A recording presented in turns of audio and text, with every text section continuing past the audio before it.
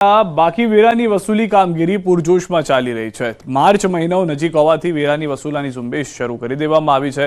જો કે હવે મનપા દ્વારા વેરો ન ભરતી સરકારી મિલકતો પાસેથી વેરો વસૂલવામાં આવે તેવી શક્યતા છે।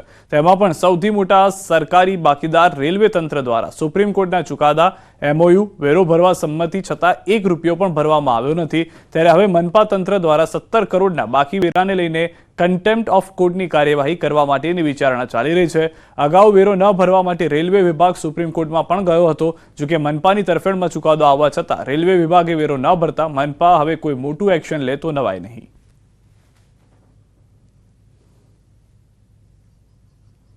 સુપ્રીમ કોર્ટના ઓર્ડર જે છે એ પણ એઝ એ કમિશનર મારે પોતાને હજી એક વખત ખૂબ ડિટેલમાં જોવું પડશે કે શું ઓર્ડર છે, શું એના નિટીગ્રિટીઝ છે।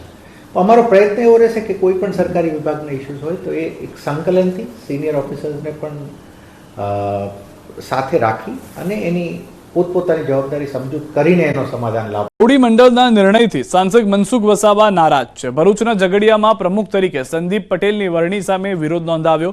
સોશિયલ મીડિયા પર પોસ્ટ કરીને પણ ઠાલવી વ્યથા અને એની માનસિકતા ભાજપની નથી તેવી કમેન્ટ પણ કરી। લોકસભા ચૂંટણીમાં મારી વિરુદ્ધ કામ કર્યું, વર્ષોથી સંગઠનમાં મહેનત કરી રહેલા કાર્યકરોની અવગણના કરાય હોવાનો પણ આક્ષેપ મનસુખભાઈએ કર્યો છે। ઝઘડિયામાં કંઈક કાચું કપાયું છે।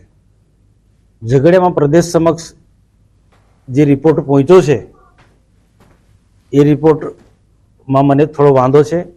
જે સંદીપ પટેલ જે ફૂલવાડી ગામના જે છે ડેપ્યુટી સરપંચ છે, પાર્ટીમાં એનું કોઈ યોગદાન નથી, આ ગામ પૂરતું છે, પણ આખા તાલુકાને સંભાળી શકે તેવો સક્ષમ વ્યક્તિ નથી। અને કેટલાક ધંધાકીય જે રેતી ઉદ્યોગ છે, ખાણ ખનીજ જેવા લોકો સાથે સંકળાયેલો છે। તો મારા કાર્યક્રમ નિષ્ફળ બનાવવા માટે બધી જ પ્રકારના આ સંદીપ પટેલે પ્રયત્નો કર્યા। તો એની માનસિકતા જ ભાજપ સાથે નથી, વિચારધારા ભાજપની છે જ નથી। તો આવનારા દિવસો ઝઘડિયા જેવા તાલુકાની અંદર બધા જ લોકોને સાથે લઈને ચાલે, બધા જ વર્ગના લોકોને સાથે લઈને ચાલે। ભારતીય જનતા પાર્ટીની વિચારધારા, રાષ્ટ્રવાદની વિચારધારા વાળો માણસ જ ત્યાં પ્રમુખ તરીકે ચાલે। આવા ધંધાકીય રીતના સંકળાયેલો વ્યક્તિ ત્યાં પ્રમુખ નહીં ચાલે। એટલે એની સામે મેં નારાજગી વ્યક્ત કરી છે। અને જો આમાં સ્પષ્ટ કહેવું પડે, બદલે ના બદલે પાર્ટીનો વિષય છે, પણ મેં યોગ્ય સમયે પાર્ટીનું ધ્યાન દોરી દીધું છે। થયેલા ઘર્ષણનો મામલો બનાસકાંઠાના સાંસદ ગેનીબેન પોલીસ સ્ટેશન પહોંચ્યા છે। B ડિવિઝન પોલીસ મથકે ગેનીબેન ઠાકોર પહોંચ્યા। પાટણ કોંગ્રેસના ધારાસભ્ય કિરીટ પટેલ પોલીસ સમક્ષ થયા હાજર।